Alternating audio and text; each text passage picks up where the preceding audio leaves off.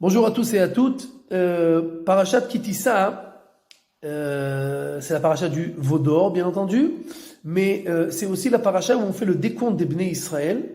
Et il y a écrit le verset célèbre qui dit Veikru elecha ish kofer nafsho machatzit shekel veshekel hakodesh. C'est-à-dire qu'on doit prendre un demi-shekel, chacun amène un demi-shekel pour faire le décompte, et après on compte les demi-shekels, et à la fin, on arrive au nombre de Bnei Israël qu'il y a.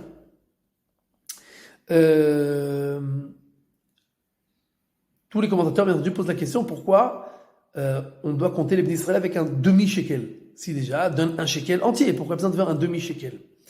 Et première explication, très intéressante et très importante, pour se rappeler en fait que quand tu donnes...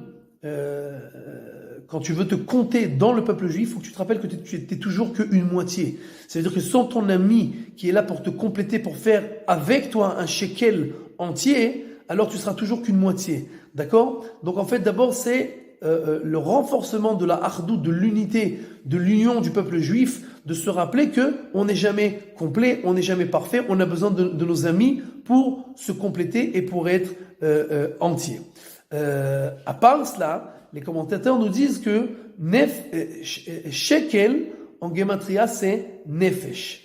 Donc machatzit à shekel c'est machatzit à nefesh. Donc ça revient à cette explication là qu'on est seulement une demi-âme. Tant qu'on n'est pas avec nos amis, avec nos frères, avec notre peuple, on sera toujours qu'une demi-âme.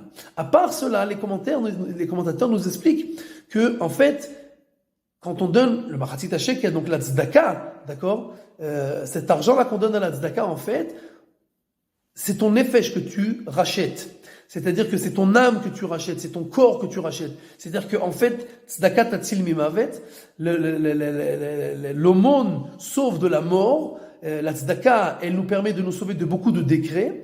Donc, quand on donne le machatzit shekel, en fait, c'est notre nefesh qu'on donne. C'est notre âme qu'on rachète. Et c'est pour ça, d'une manière très intéressante, que dans le Lashon HaKodesh, l'argent, on appelle ça damim.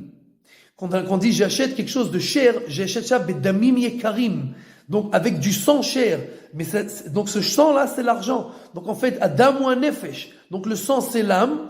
Et notre âme, en fait, c'est quand on donne cette tzedaka-là, en fait, on rachète notre âme. Et pour terminer, Rabbi Nachman de Breslev dit une chose très intéressante, que le Midrash nous dit que Moshe Rabbeinu n'a pas compris, entre guillemets, qu'est-ce que Dieu voulait de lui, et Dieu lui a montré un demi-shekel de feu. Dans le ciel, il lui a montré un demi-shekel de feu, et alors, il lui a dit, dis au Bnei Israël d'amener un demi-shekel comme cela. Rabbi Nachman dit, pourquoi il y a besoin de montrer un demi-shekel de feu? Tu peux montrer le shekel normal, que ça demande en feu. Et Rabbi Nachman, il dit qu'en fait, que le feu et l'argent, ils ont beaucoup d'en commun.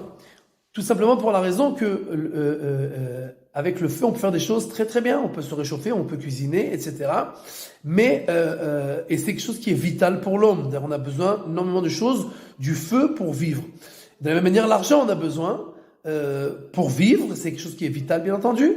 Mais de la même manière que avec le feu, on peut faire les choses les meilleures du monde. On peut aussi brûler, incendier et décimer le monde entier. Avec la course derrière l'argent, aussi on peut décimer ce monde-là, tuer, voler, etc., etc. Et l'essentiel d'arriver à cet argent-là. Donc en fait, c'était ça le message qui nous a été donné. Rappelle-toi, l'argent, c'est bien, c'est vital, mais c'est comme le feu. Tu peux l'utiliser à bon escient et tu peux avec détruire le monde entier. Shabbat Shalom.